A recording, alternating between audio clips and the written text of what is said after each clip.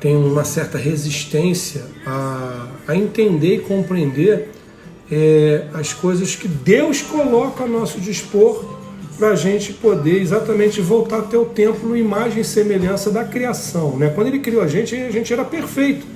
Mas, até de uma maneira empírica, você consegue observar que o teu dia a dia vai te influenciando, vai te contaminando em todos os sentidos.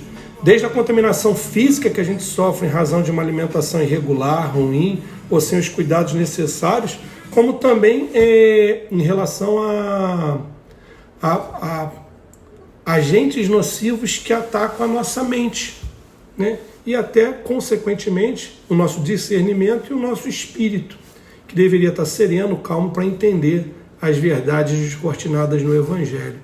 Então, assim, eu acho que a gente deve romper já um paradigma errado de que se Deus me criou perfeito e se Deus sabe de todas as coisas, eu não preciso me socorrer ou recorrer a medicamentos, a medicina, a tecnologias e a processos que o próprio Deus permite que existam. Então, assim, na verdade, o que se pretende, e com essa conversa aqui, é que você entenda que a psicologia é uma ciência, a medicina é uma ciência, a advocacia é uma ciência. Tudo isso é instrumento que Deus possibilita que existe para amenizar os impactos de uma vida nociva e pecaminosa que nós levamos, de distúrbios que vão surgir no campo emocional, físico, financeiro, e que eu tenho que usar dos instrumentos que eu tenho para poder estabilizar. Então, ao contrário do que muita gente pensa, a psicologia remonta à Grécia Antiga, já aos primórdios lá, Sócrates já exercia certo pensamento analítico. Isso se confundia um pouco com filosofia, os questionamentos eternos do ser humano, quem sou, de onde venho, para onde vou. Mas, se a gente quiser ter um marco, a psicologia surgiu no final do século XIX, né, como resultado de várias influências e avanços em diferentes tipos do conhecimento. Eu vou pegar aqui um marco, Freud. Freud é considerado o pai da psicanálise. Foi um dos primeiros a desenvolver teorias sobre a mente humana e a importância do inconsciente. Mas existem várias abordagens psicológicas que tentam explicar esse comportamento humano e de focos, né, de maneiras diferentes, com abordagens diferentes. Bom, eu vou destacar algumas aqui, já que a gente falou de Freud. Psicanálise enfatiza o papel da mente inconsciente, apetites reprimidos, a sua formação na infância, né, com a tua personalidade, como é que ela se formou e o que ela pode ter encadeado de problemas psicológicos, de crenças limitantes, de medos, de receios, que influenciam no teu sentir, no teu agir. O behaviorismo, ele concentra-se no estudo do comportamento observável, né? O behaviorismo ele vai ser considerado de que forma? Minha luz está acabando. O behaviorismo ele concentra-se no estudo do comportamento observável e ele é moldado por estímulos e respostas do nosso meio. Já o humanismo ele vai enfatizar a importância do crescimento pessoal, da autorrealização e da descoberta do significado e propósito da vida. Isso é legal porque, em última análise, a teologia, esse estudo da criação, o estudo de Deus, ele também vai mostrar para a gente o nosso propósito, o nosso caminhar na vida. E se a gente entende que obedecer, marchar e frutificar faz parte da vida do cristão e esses conceitos são abordados na teologia, a análise do humanismo ele vai também encontrar um ponto de convergência, né, com a teologia. Já uma análise cognitiva, ou método cognitivo, eu me lembro do meu filho no colégio, que era o método cognitivo de educação, ele saía para poder experimentar frutas na feira, para poder vivenciar. Eu vou andar com vocês, porque a luz aqui está horrível, vou para um ambiente melhor, mas a gente vai conversando. E aí ele ia para a feira, então ele pegava um abacaxi, ele ainda com 5 aninhos, 6 aninhos, chegava em casa maravilhado, falava, poxa pai, muito legal, não sei o quê. Então, o método cognitivo ele analisa como que as pessoas processam informações, notam, pensam, repensam e resolvem problemas. Isso é muito legal. Já a psicologia social é diferente, né?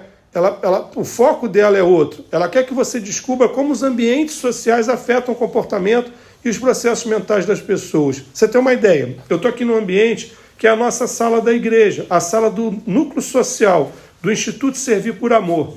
Quando a gente tinha uma sala pequenininha, a relação entre as pessoas era meio truncada, ninguém tinha prazer de estar lá. Quando a gente veio para um espaço que é uma sala de aula, uma sala de reunião, salas de bazar social, salas de triagem que são para receber as pessoas, os nossos celeiros e tal, isso gerou nas pessoas uma motivação. Caramba, olha que lindo! Quer ver só? A motivação ela pode estar relacionada às necessidades fisiológicas, como fome, sede, ou psicológicas, como a busca pela realização pessoal. Então, quando a gente veio para cá, isso gerou uma noção de importância, de pertencimento, de status, que agora tem muito voluntário aqui, graças a Deus, mas também há uma forma de analisar uma estrutura melhor e como que essa estrutura vai influenciar nas pessoas.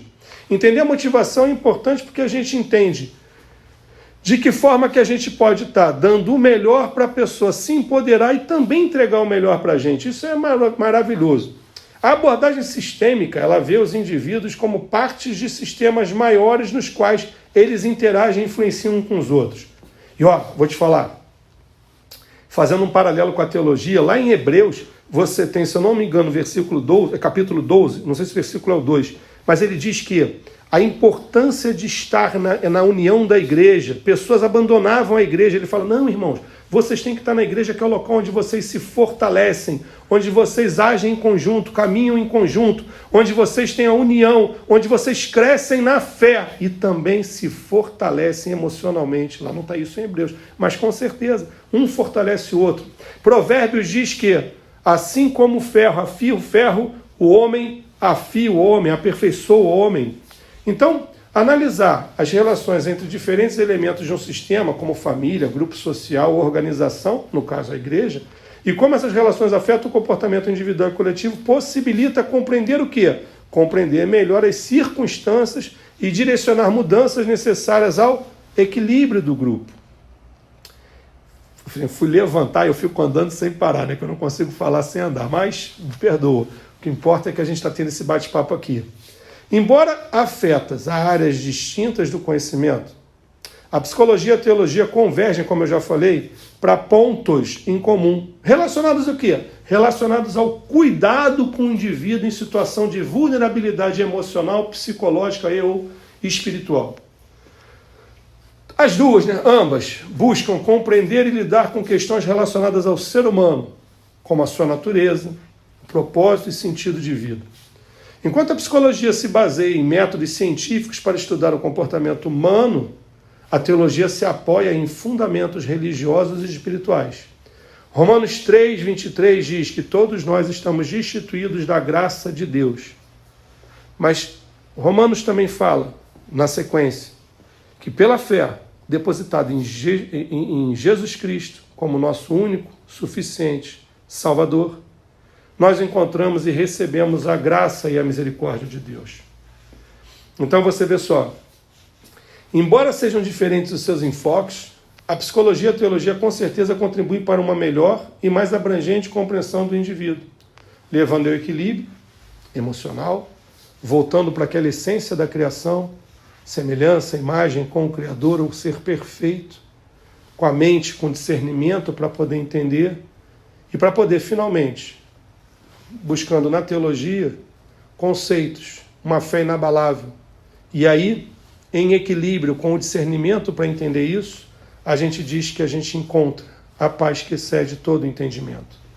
O que eu acho importante dessa nossa conversa, que fique registrado, é que, assim como quando doente, uma dor de cabeça e tal que não passa, um câncer, uma febre, a gente tem que procurar a medicina, porque a medicina ela é permitida, e o médico dos médicos é Jesus Cristo, com certeza, mas a gente deve procurar recursos que possibilitem amenizar ou neutralizar ou encontrar a fonte e nos curar.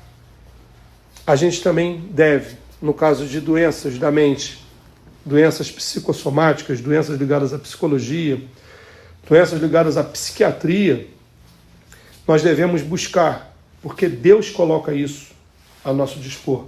nós devemos buscar formas de estabilizarmos a nossa situação, sem, contudo, perder o mais importante, que é a caminhada com Cristo Jesus. Sem sombra de dúvida, eu sou a favor de utilizar todos os recursos necessários, mas eu sou a favor também de dobrar o joelho, de orar, de pedir ao Pai, de pedir ao médico do médico que restabeleça o nosso pronto estado físico, mental, emocional, que coloque o nosso templo em ordem. E aqui você assim tem que entender, e que é importante que você entenda, algumas pessoas, não pode, é Deus que sabe de todas as coisas. E eu quero te dizer, eu trabalho com muitas pessoas em desequilíbrio emocional nas ruas. Ontem a gente estava entregando quentinha, no Refeição Solidária, e a gente cadastra essas pessoas, a gente acompanha essas pessoas, a gente faz grupo com essas pessoas, dá aconselhamento cristão para essas pessoas, mas eu não abro mão do aconselhamento psicológico, psiquiátrico, dos médicos. Por quê? Porque às vezes a pessoa está num estado de desequilíbrio tão grande, e sem querer entrar aqui no mérito, se esse estado de desequilíbrio é uma obsessão demoníaca, demanda um livramento, sem querer entrar nesse mérito. Num pensamento mais simples, objeto dessa nossa conversa, para te falar que você não